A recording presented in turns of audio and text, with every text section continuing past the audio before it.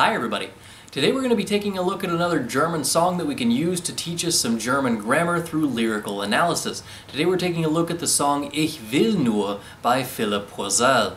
The grammar topic for this song is subordinate clauses because pretty much every sentence in the entire song has a subordinate clause in it, and if you don't know what that means, it means that there is a clause that is not necessary for the sentence to make sense, but it works as a secondary clause to the prior one. In German, this means that we have to take our conjugated verb and shove it to the end of the sentence. In this song, some of the subordinating clauses are caused by subordinating conjunctions such as damit or das. Other ones are caused by what we call demonstrative pronouns, which most of the time look like der words, except in the dative case we have denen for the dative plural, and then the genitive ones are just all kinds of funny and stuff. So let's take a look at the lyrics and see what this looks like in action.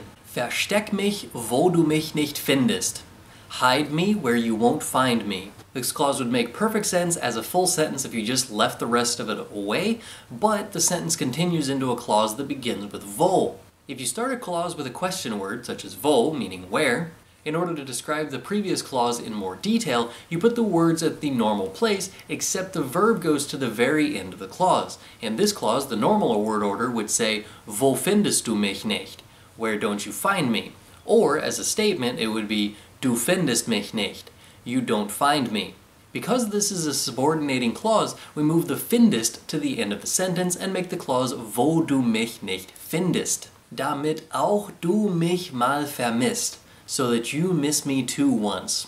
This is another secondary clause attached to the end of the rest of the sentence. It starts with the word damit, which is often used as a subordinating conjunction.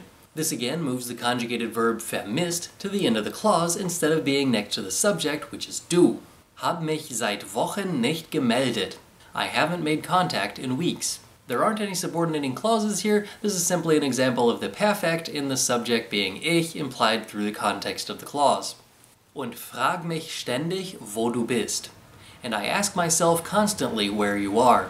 Here we have another clause using the implied ich, but we also have another example of a question word, wo, at the beginning of a clause that pushes the other verbs to the end of that clause. It doesn't change much here because there are only a few words in the clause, wo du bist, but normally the question word order would be wo bist du, where are you? So now that we're using a subordinating clause, we take bist and put it at the end, wo du bist. Ich will nur, dass du weißt, ich hab dich immer noch lieb. I just want you to know I still love you. This one seems a bit more complicated, but really isn't. The first clause is only 3 words long. Ich will nur, I just want, the title of the song. The subordinating clause here starts with das, which is a subordinating conjunction, meaning that. This pushes the word weißt, which is our conjugated verb, to the end of the clause. In this case, we have it right behind the word du, which is our subject, which means it didn't actually move at all. The third clause doesn't change the word order because there isn't a subordinating conjunction involved at all. Und dass es am Ende auch keine andere gibt. And that at the end there is no one else. This clause is a continuation of the previous sentence, but starts with the word und, followed by a subordinating conjunction, das again. This pushes the verb gibt to the end of the clause instead of being next to the word es like it normally would be. This really shows the power of the subordinating conjunction because the verb moves 5 other words across in order to get to the end of the clause. Die mich so vollendet, who completes me so.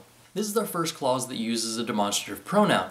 Most of the time, the demonstrative pronouns take the form of the definite article that would be used if you were using the same noun in that sentence. In this case, we are more than likely referring back to die Frau or something along those lines. But the previous clauses were pretty vague about which feminine noun he is using. Demonstrative pronouns add extra information about the noun that was mentioned in the previous clause.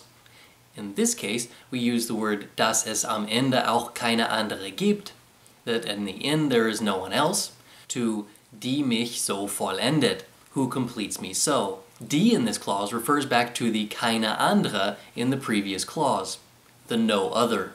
Die mich so bewegt, who moves me so. This clause is exactly the same as the previous one, but with a different verb. It uses a demonstrative pronoun just as the previous one did. Ich zeig dir, dass ich dich nicht brauche. I am showing you that I don't need you. Here's another example of a subordinating conjunction das, which moves our verb brauche to the end of the sentence. Und dass ich gehen kann, wann ich will, and that I can go when I want. This clause also starts with das, which in this case pushes the verb kann to the end of the clause, which means that now we have the infinitive before our conjugated verb kann. Normally when you use a modal auxiliary, you put the modal auxiliary where the verb usually goes, and then you put the infinitive of the other verb at the end of the clause. In this case, because we have a subordinating conjunction, our conjugated verb and our infinitive are next to each other, but they are both at the end of the clause. The conjugated verb goes at the end. The three last words are another clause that starts with the question word wann, meaning when. Again, this moves our verb to the end of the clause, which means the word will is now at the end. Weißt du eigentlich, wie viel ich rauche, seitdem du weg bist? Do you even know how much I smoke since you have been gone? This one starts with a question, which could stand out on its own, which is really why weißt du eigentlich looks normal.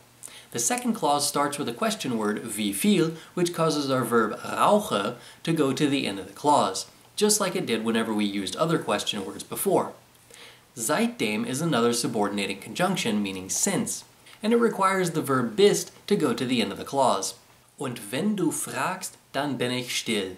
This is our first example of when the first clause in the sentence starts with a subordinating conjunction. This not only causes our first clause to end with the verb fragst, but it also causes the verb bin to go to the beginning of the second clause. This will happen in any sentence you use the subordinating conjunction in the first clause. It makes what I call a verb cluster in the middle around a comma that separates the two clauses. Now that you have a general introduction about how these subordinating clauses work, you should stop over here at my blog where you can find out more information about how the demonstrative pronouns work and how you can use these in the different cases. If you have any questions about this topic, go ahead and leave them in the comments down below. Aber das ist alles für heute. Danke fürs Zuschauen. Bis zum nächsten Mal. Tschüss.